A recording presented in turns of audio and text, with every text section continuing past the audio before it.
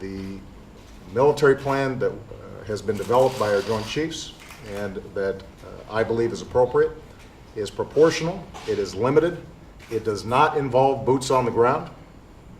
This is not Iraq and this is not Afghanistan. President Obama did not draw the red line.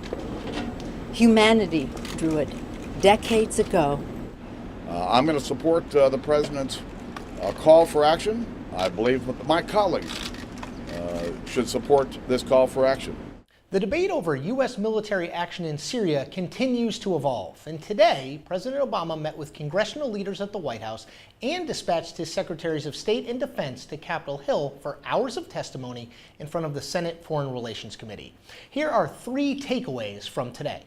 House Speaker John Boehner is a yes on the Syria resolution. Now that's important, but it may mean less than you might think. Remember, Boehner has struggled to lead the Republican conference. Some people may wind up being a no simply because John Boehner is a yes.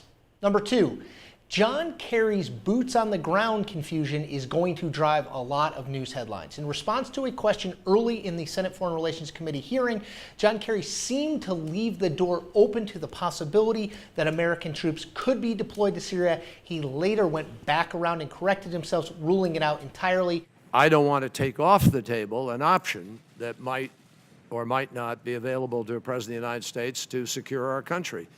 There will not be American boots on the ground with respect to the Civil War. That for it before he was against it line will certainly come back to haunt him and maybe dominate headlines for the Obama administration. And third, the American public remains opposed to strikes against Syria. Nearly 6 in 10 Americans in a new Washington Post ABC News poll oppose military strikes. Fascinating bit here, it is a bipartisan opposition. 55% of Republicans oppose the strikes, 54% of Democrats oppose the strikes in that Washington Post poll.